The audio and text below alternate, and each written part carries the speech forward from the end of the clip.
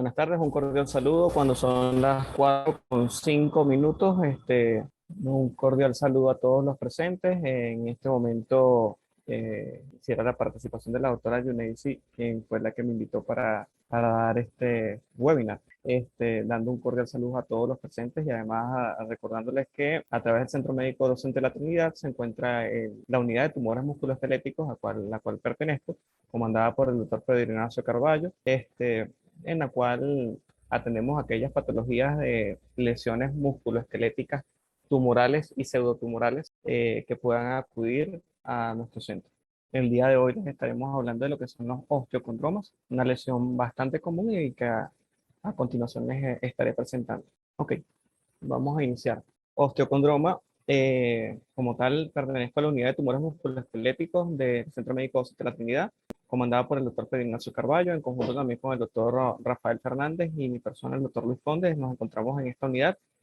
También se encuentra en la unidad del doctor José Gabriel Rodríguez, especialista en tumores musculoesqueléticos del área de columna, que pertenece a la unidad de columna de esta, donde también consolidamos esta unión. Cabe destacar que el día de hoy hablaremos de una entidad bastante común, que es el osteocondroma.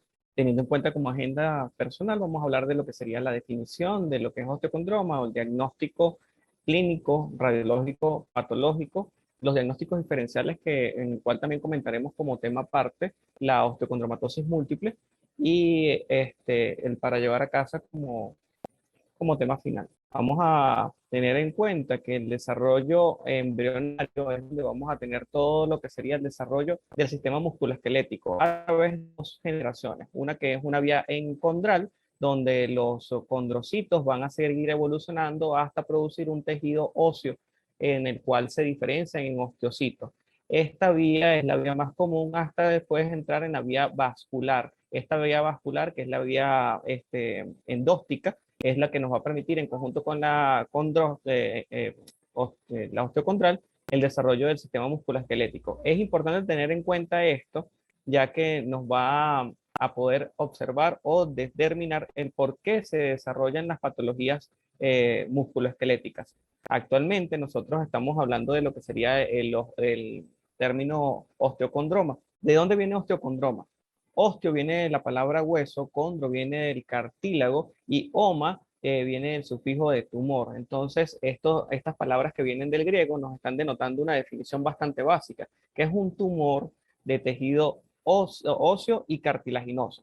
Entonces, el osteocondroma no es más que una lesión benigna en la cual va a estar compuesta por tejido óseo y tejido cartilaginoso. Esta lesión bastante llamativa desde el punto de vista radiológico corresponde a más del 45% de las lesiones tumorales benignas. El 12% de todos los tumores musculoesqueléticos están relacionados exactamente con osteocondromas.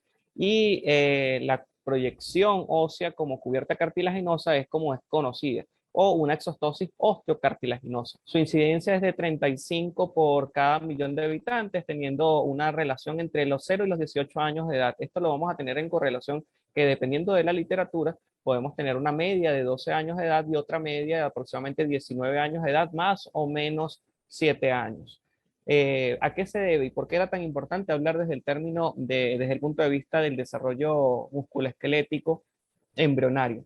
Realmente no tenemos una entidad en la cual ha sido investigada de sobremanera en qué pacientes se presenta y en qué pacientes no, además de las mutaciones genéticas dadas por los inhibidores de los genes EXT1, de EXT2 y actualmente también el EXT3.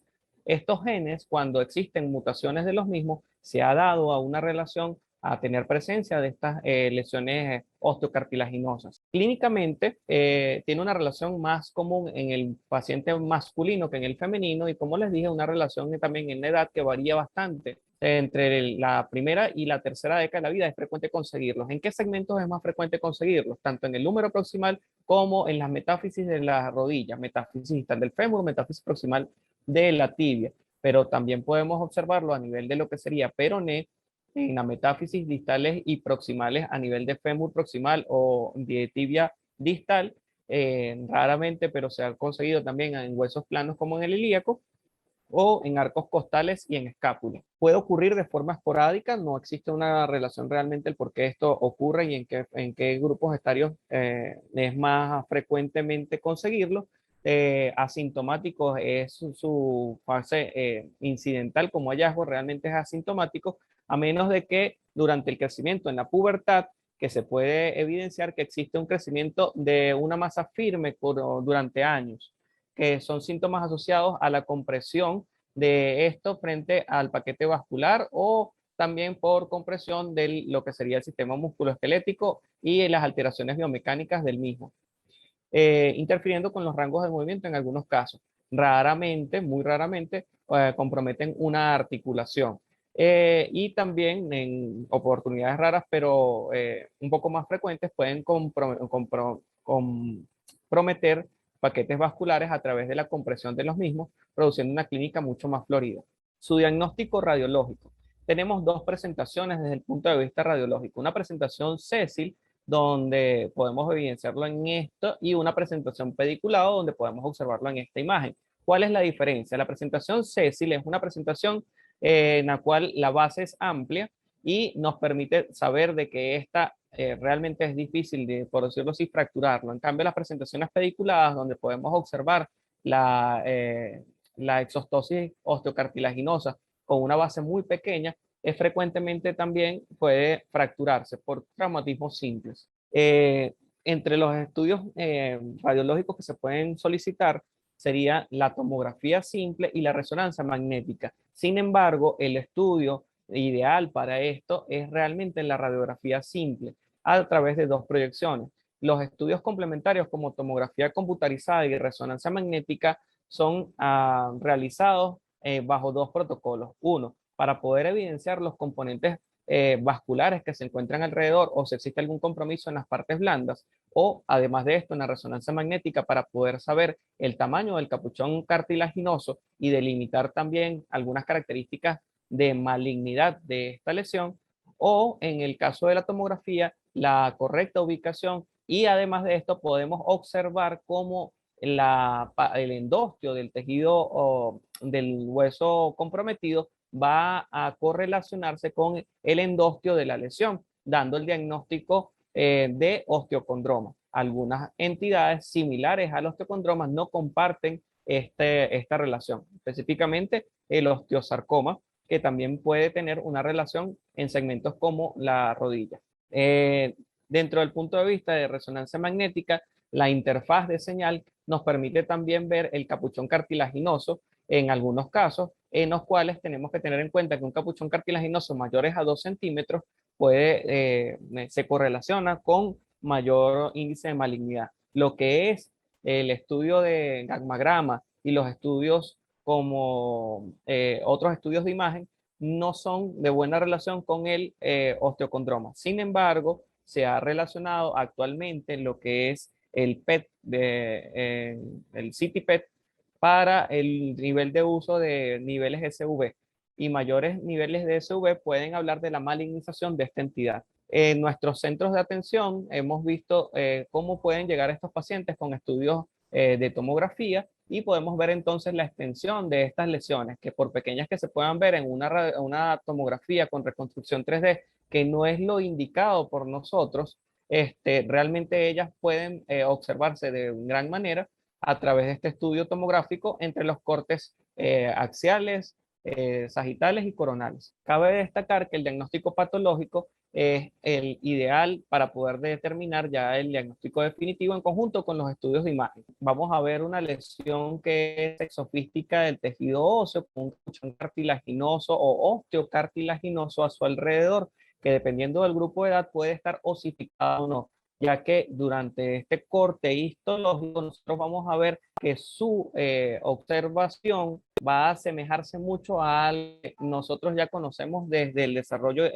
desde nuestros estudios histológicos en histología en medicina. Y es que esto es prácticamente muy similar al núcleo de crecimiento y se correlaciona mucho con respecto a lo mismo. Vamos a tener grados de mitosis celulares, donde vamos a después a ver islotes de tejido cartilaginoso hasta llegar al tejido definitivo, que estaría dado por un capuchón óseo ya en etapas más tardías. Pueden utilizarse diferentes marcadores inmunohistoquímicos para ayudarnos, como lo serían la proteína S100, que es muy específica de lesiones cartilaginosas. Sin embargo, su evaluación diagnóstica definitiva en conjunto con los estudios de imágenes es dada simplemente por el diagnóstico en histología básica en hematolicilina eosina. Cabe destacar que esto tiene un porcentaje de malignización rara, pero ocurre. Dependiendo de la literatura, y literaturas más actuales hablan de 0,4% y literaturas más anteriores del 2%, cuya malignización se va a caracterizar por la pérdida de ese comportamiento donde veíamos una lesión osteocartilaginosa y desde el punto de vista de imagen ya perdemos esa estructura osteocartilaginosa con mayor agresión hacia el tejido o hacia al área donde nacía y donde podemos además delimitar o observar todas las características de las partes blandas y las partes comprometidas a su alrededor infiltradas por esta misma. Es de vital importancia tener en cuenta que el osteocondroma, por benigna que sea esta entidad, debe ser discutida en conjunto con un especialista en oncología ortopédica, el cual va a comandar entre el patólogo y el radiólogo para poder determinar el diagnóstico definitivo de esta entidad. ¿Esto por qué? Porque tenemos un diagnóstico diferencial de importancia, como es el condrosarcoma exostótico. El condrosarcoma exostótico, el condrosarcoma parosteal, entre otras entidades, tienen semejanzas radiológicas, pero desde el punto de vista histológico van a ser completamente distintos. Además de esto, esta presencia de este condrosarcoma nos habla de una entidad maligna y una entidad que, si bien también es de tratamiento quirúrgico, puede requerir un manejo adyuvante en conjunto con un especialista en oncología. Además de esto, otras entidades como la displasia epifisaria hemimélica también pueden correlacionarse, lo único que estas van a tener una relación, en vez de ser la metáfisis, el segmento afectado, va a estar afectado realmente la epífisis, semejando mucho estas lesiones. Hay otras entidades como los osteosarcomas parosteales o los osteosarcomas que se encuentren a nivel de estas metáfisis que pueden correlacionarse desde el punto de vista radiológico. Esto es un paciente masculino de un total de 14 años de edad atendido en nuestra consulta en el cual se definió después una conducta quirúrgica. ¿Por qué la conducta quirúrgica? Porque realmente el tratamiento de esta entidad es quirúrgico. Nosotros podemos verlo evolucionar en el tiempo. Han habido casos en trabajos en España donde se han relacionado con diferentes tipos de pacientes que se han seguido evolucionando en el tiempo para ver si esta lesión involuciona o tiene algún tipo de otro tipo de características.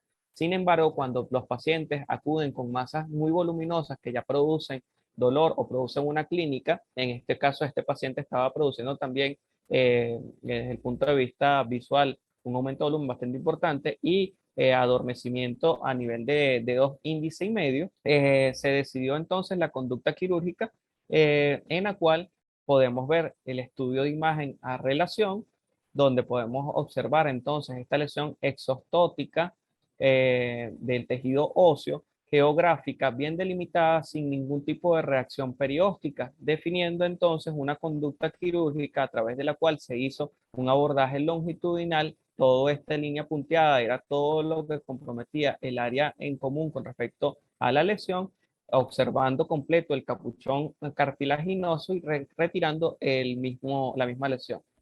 Esto se llama biopsia excisional. No es más que la excisión definitiva de esta lesión para su estudio anatomopatológico. Es el tratamiento definitivo de los osteocondromas. En este caso también es un paciente escolar masculino de 8 años de edad quien presentaba esta lesión a nivel de lo que era el fémur distal en su cara posterior. Se hizo un abordaje longitudinal en la cual se realizó también una biopsia excisional, teniendo entonces la comparación del tamaño. Claro, esto es un paciente de 8 años de edad y por lo cual era bastante menos significativo el volumen de la lesión en comparación con el anterior. Ahora vamos a este caso. Es un paciente masculino, 9 años de edad, quien tenía 2 años de evolución con esta lesión en el dorso del pie, la cual se decidió llevar a mesa quirúrgica para hacer la exéresis de esta masa a través de también una biopsia excisional. Teniendo en cuenta esto, nosotros desde el punto de vista radiológico teníamos este gran área de lesión, donde comprometía el tercer rayo y comprometía el segundo rayo, pero por compresión. decidiendo entonces la conducta quirúrgica haciéndose esta biopsia excisional. Pero tenemos algo importante. Cuando se hace la correlación histopatológica de esta entidad, resulta que no podíamos llegar a un diagnóstico de si era un osteocondroma o no. ¿Por qué? Porque este paciente resulta que no se hizo estudios de imagen especializados, dícese resonancia magnética o tomografía, los cuales no nos podían determinar si esta lesión tenía una correlación con el endostio, muy a pesar de la singularidad de imagen que tenemos en la radiografía simple, pero para el anatomopatólogo es sumamente importante, por lo cual se llega a la decisión de un diagnóstico de una exostosis osteocartilaginosa, a precisar sin diagnóstico definitivo de saber si era un osteocondroma o no, siendo igual el tratamiento quirúrgico a través de una ablación. Este es otro paciente atendido en el oncológico Padre Machado, donde podíamos ver lo que era la exostosis osteocartilaginosa naciendo a través de lo que era la cara lateral de la tibia proximal en su metáfisis, produciendo ya clínicas por compresión a nivel de lo que era el pie, por el compromiso del ciático poplito externo, decidiendo entonces hacer una biopsia excisional también. En el caso de este paciente, el compromiso a través del peroné era tal que nosotros tuvimos que también hacer la exéresis de este peroné en su segmento proximal. Su evolución ha sido bastante satisfactoria. Lo que les comentaba respecto al paciente del pie, si bien las características de esta lesión osteocartilaginosa, sus hallazgos son planteados con una opción diagnóstica que se trate de un osteocondroma, se requiere la confirmación por estudios de imagen que comprometan la medular del hueso para poder llegar a un diagnóstico definitivo o un diagnóstico diferencial con la exostosis osteocartilaginosa. La osteocondromatosis múltiple hereditaria. Esta entidad en la cual se va a correlacionar que en el sistema musculoesquelético se van a presentar diferentes osteocondromas a nivel de las metáfisis de los huesos en desarrollo, reequivale a menos del 2%, perdón, para llegar a su diagnóstico tenemos que llegar con más de 2 osteocondromas yuxtacorticales, son necesarios para él. Su mutación, en este caso estamos hablando también de la mutación de los genes EXT, EXT1, EXT2 o EXT3, y es un desorden genético autosómico dominante. 50% de probabilidades de heredarlo al tener este diagnóstico uno de los padres. Su presencia está dada principalmente en la segunda década de la vida. Sin embargo, nosotros podemos llegar a diagnósticos en estos pacientes también en etapas tempranas. Es más frecuente en varones y si bien frecuentemente van a estar afectados tanto húmero proximal como los segmentos de la rodilla, puede comprometer todos los huesos del cuerpo, tanto huesos planos como huesos largos, como huesos cortos.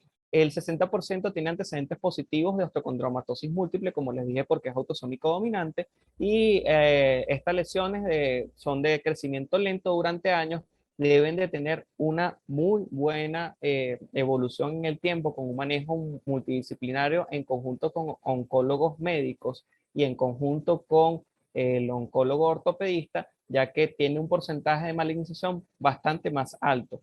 Generalmente, cuando estos se vuelven dolorosos, estos osteocondromas se vuelven dolorosos, se debe de hacer la correlación con hacer la biopsia excisional en vista del alto porcentaje que puede presentarse de malignización. Desde el punto de vista histológico, a diferencia de estos otros osteocondromas, vamos a ver los condrocitos, el corte histológico, donde vemos también la presencia de islotes óseos, pero pueden haber tanto presencia de células osteoclásticas multinucleares como también algunas atipias celulares. Atipias que si se ven con mayor frecuencia pueden hablarnos de la malignización de esta entidad y cuyo capuchón cartilaginoso es muy importante tenerlo en cuenta a través de estudios especializados. Este es un paciente masculino de 12 años de edad quien acude a consulta en el hospital JM de los Ríos. Este es un paciente que atendí en consulta y cuyo referencia lo estaban refiriendo como un paciente con una probable osteocondroma. Aquí es donde llegamos a los diagnósticos diferenciales de importancia. Vemos una lesión exofística del tejido óseo, pero que realmente no es el tejido óseo como tal, es una lesión permeativa con una exuberante compromiso de las partes blandas, que además de esto tiene una reacción perióstica importante y cuyo diagnóstico definitivo fue a través de una biopsia, pero en este caso no excisional, sino una biopsia por Trucut, con el diagnóstico definitivo de un osteosarcoma de alto grado de malignidad. Este es otro caso atendido también por nosotros en el Hospital Oncológico Padre Machado, donde vemos también una lesión exofística del tejido óseo que compromete tanto el fémur distal en su compartimiento posterior como en la metáfisis proximal de la tibia.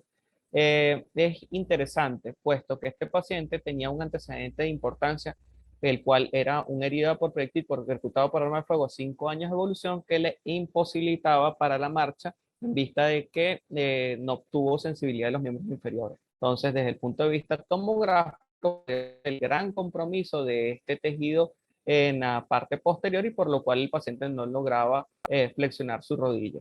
¿A qué viene a relación esto? Debido a la lesión neurológica, el cuerpo reaccionó de una forma distinta y esto se parece mucho a un osteocondroma. Realmente es una osificación heterotópica. Para llevar a casa, esto es una entidad de manejo multidisciplinario, cuya evaluación debe estar dada por el oncólogo ortopedista, el cual va a manejar la orquesta entre las diferentes especialidades, tanto anatomía patológica como también los médicos radiólogos.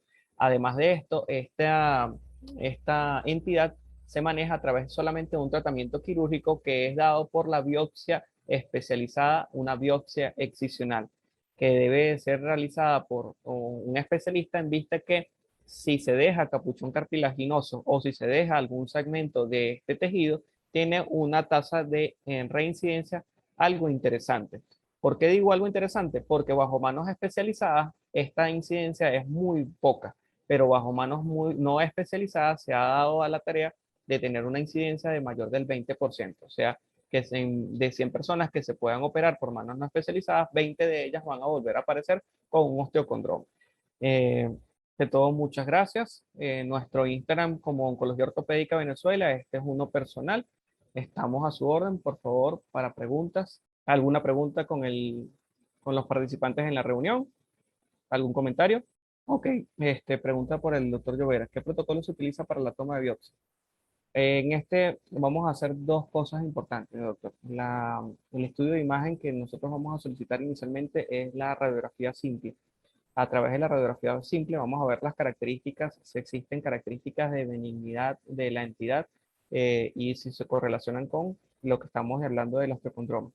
Si se correlaciona con el osteocondroma, se le debe plantear al paciente si le produce alguna molestia, ya que realmente es de diagnóstico incidental en la mayoría de los pacientes, y de ser algún tipo de molestia o de que el paciente decida hacer una intervención para quitarse esta excrescencia ósea, se decide entonces hacer la biopsia excisional. En casos en los cuales haya cambios en el tiempo que se sugiera por aumento de dolor, por aumento de la masa, luego de que estas masas dejan de crecer cuando ya se deja el desarrollo definitivo del sistema musculoesquelético, se hace necesario entonces hacer la biopsia excisional, porque probablemente esta entidad se esté malignizando.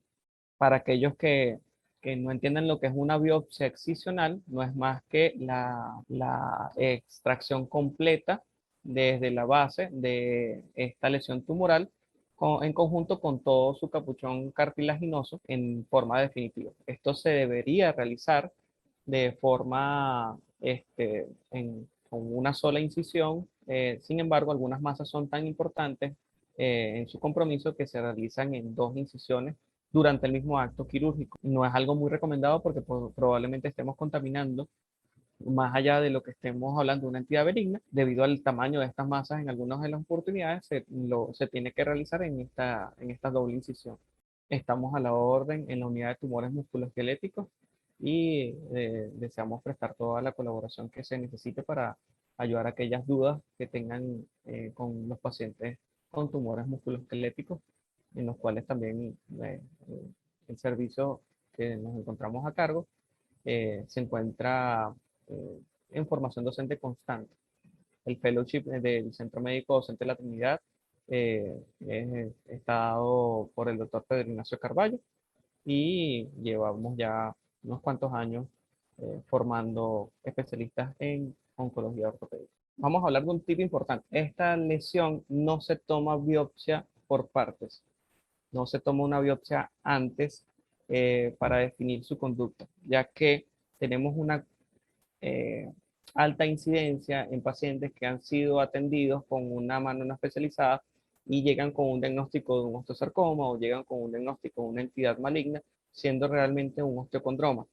No es por culpa del patólogo, sino que resulta y acontece que esta entidad tiene la visual anatomopatológica similar a un núcleo de crecimiento.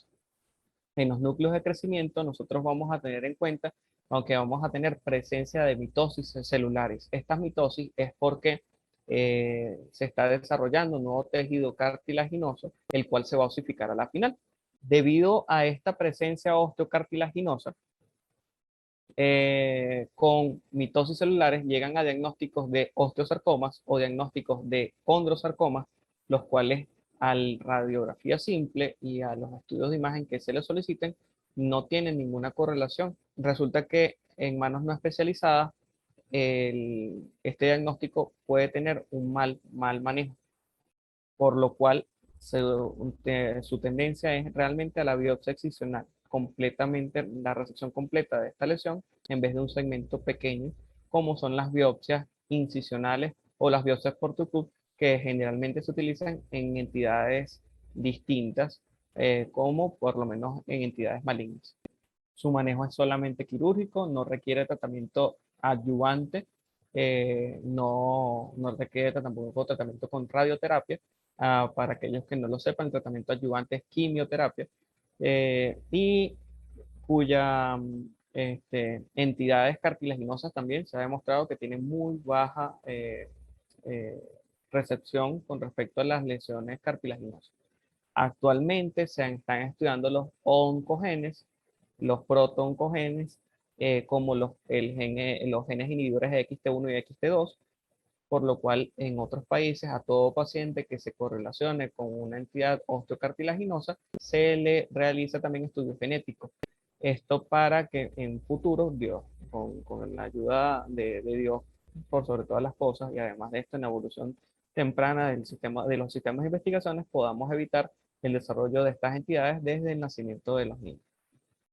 Ok, paciente femenino, en este caso tenía 1 año de edad, cuya madre refiere presentar o palparle a la niña diferentes masas, tanto en mano como una que observaba o presentaba a nivel del húmero proximal, el brazo en su segmento proximal, motivo por lo cual acudió a centro de salud donde solicitan un survey óseo.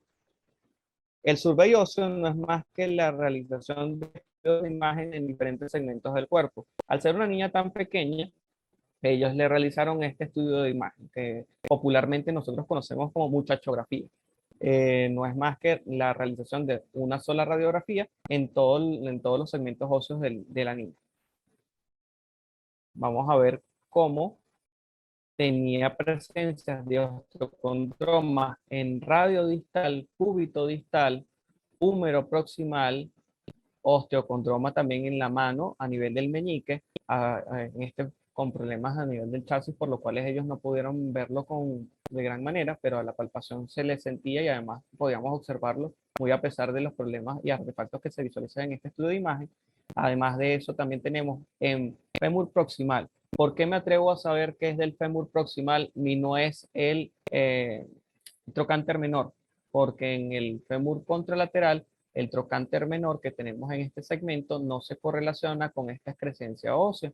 Además de eso, también teníamos en peroné contralateral, en peroné derecho. Estaba básicamente muy comprometido el lado izquierdo. Actualmente esta paciente se encuentra todavía en control y manejo por el servicio de tumores musculoesqueléticos y se sigue en evolución, ya que esto es una osteocondromatosis múltiple familiar, la cual no tenía ningún antecedente genético. Ni mamá ni papá tenían ninguna correlación familiar con esta entidad, siendo entonces la primera eh, familiar en desarrollar esta entidad y cuya evolución se va a manejar en el tiempo a través de estudios de imagen hasta su desarrollo definitivo y a posteriori cuando ya ella siga en controles por nuestra unidad oncológica. Sin nada más que agregar, agradezco la colaboración del Centro Médico José de la Trinidad para esta presentación. Estamos a su orden en la unidad de tumores musculoesqueléticos, nuevamente lo digo. Y bueno, muchas gracias.